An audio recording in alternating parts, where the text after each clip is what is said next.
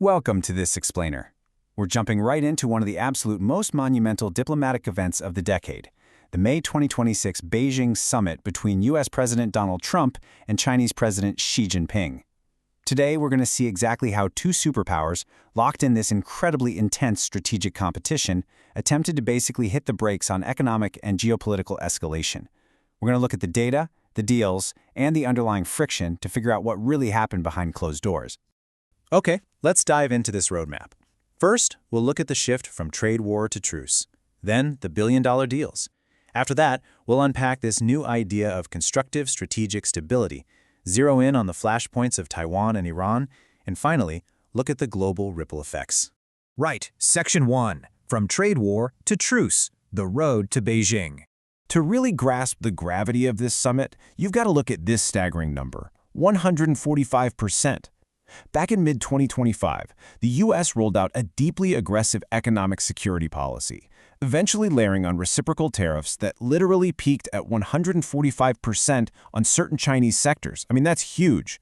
And in retaliation, China weaponized its dominance over critical minerals, slapping strict export controls on rare earth elements that are absolutely essential for American military hardware and high-tech manufacturing. The global economy was essentially staring down the barrel of a complete decoupling. The pressure was just massive. So contrast that intense hostility of 2025 with the sudden pragmatic pivot we saw in 2026. The breaking point actually came in October 2025 with the Busan truce in South Korea.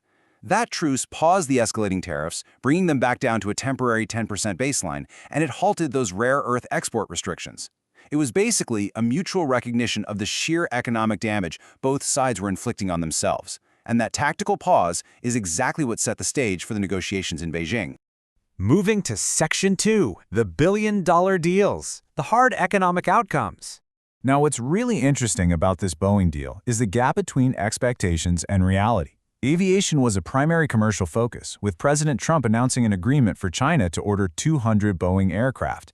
Now, while this importantly ends a nearly decade-long drought for Boeing in China, you have to look at the historical context. The market anticipated 500 jets, and a previous visit back in 2017 actually yielded an order of 300. So as former U.S. trade officials noted, this fell notably short of market expectations, which really highlights just how cautious this new relationship is. Grounding the agricultural deliverables is a massive $10 billion commitment. Beijing agreed to resume purchases of American beef and buy vast quantities of U.S. soybeans. It turns out, superpower diplomacy literally runs on agriculture. For the U.S., this provides absolutely vital support for American farmers ahead of the November midterm elections. And for China? Well, these purchases are a strategic tool to buy time, forestall any new tariffs, and give them breathing room to address their own internal economic challenges. But while planes and soybeans definitely grab the headlines, the technology sector commitments are absolutely vital to understand. The U.S. Commerce Department strategically approved the sale of hundreds of thousands of NVIDIA H200 AI chips to 10 Chinese tech giants, including Alibaba, Tencent, and ByteDance. Now, keep in mind, this wasn't a full lifting of export controls. It was a highly calculated move to maintain the U.S. lead in AI while preventing a complete collapse of the American semiconductor sector's access to the Chinese market. It's a very delicate balancing act.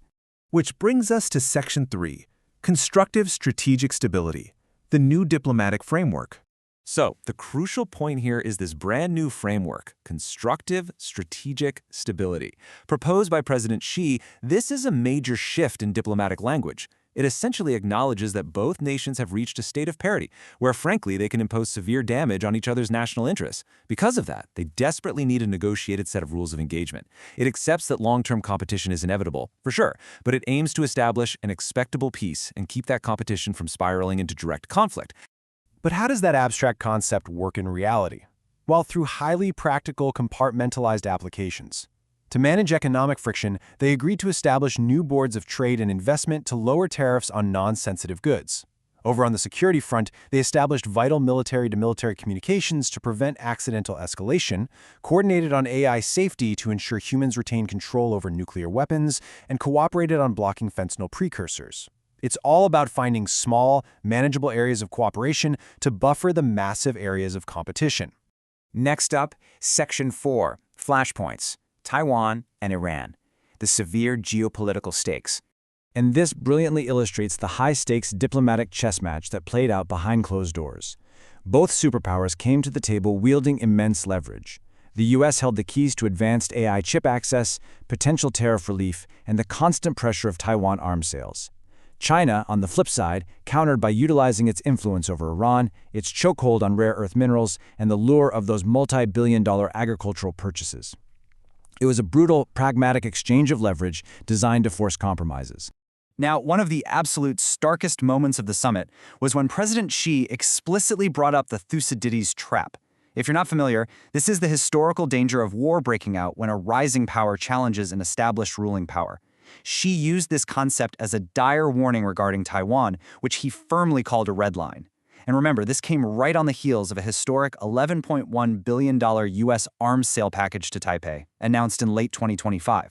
Xi warned that the U.S. must exercise extra caution, or risk clashes and conflict, fundamentally challenging the U.S. to recognize China as an equal power. Meanwhile, on the exact opposite side of the globe, the U.S. was dealing with its own urgent priority, the ongoing 2026 conflict with Iran. The effective closure of the Straits of Hormuz sent Brent crude soaring over $104 per barrel, triggering global inflation and a massive energy crunch. And because China is Iran's largest trade partner, the U.S. desperately sought to leverage Beijing's influence over Tehran to de-escalate the conflict and reopen that strait. It's just a prime example of how intertwined these two nations' interests have become on the global stage. And this is where expert analysis from the National Committee on American Foreign Policy comes in. They report that this summit really shouldn't be viewed as a permanent thaw. Instead, it's a tactical truce. Both nations clearly recognize their current economic dependencies, and they're essentially buying time. The U.S. desperately needs time to build alternative supply chains for rare earths, while China wants time to innovate its way out of its reliance on American tech. Let's move to Section 5, the global ripple effects. How the rest of the world is reacting. The ripple effects across global alliances here are profound. Over in Europe, policymakers are actively managing their own exposure. Recognizing they probably aren't going to get long-term strategic guidance from Washington, they are deliberately avoiding deal FOMO, the fear of missing out on Chinese market access. And instead, they're quietly building ex-China supply chains alongside their G7 partners. Meanwhile, ASEAN countries are pragmatically hedging. Hit hard by energy price spikes, they're expanding partnerships with Japan and Australia, all while continuing to push for a South China Sea Code of Conduct. Ultimately, while the 2026 summit set a much-needed floor in the relationship, the fundamental mistrust over technology and territory is still deeply entrenched. The regime of export restrictions on tech and the deep territorial divides, those haven't been dismantled. The international order is accelerating toward a bifurcated system. We are entering a period of wary détente, forcing every other nation out there to build its own resilience in a world dictated by strategically stable yet fierce rivals. Which brings us to the ultimate question leaving this explainer. The Boeing jets will be delivered, right? And the soybeans will be shipped. But as both nations use this time to actively reduce their dependencies on one another and fortify their respective economies for future friction, we have to ask, will this framework of constructive strategic stability actually hold to prevent the Thucydides trap? Or does this geopolitical pause merely give two giants the time they need to reload? Think about it and keep learning.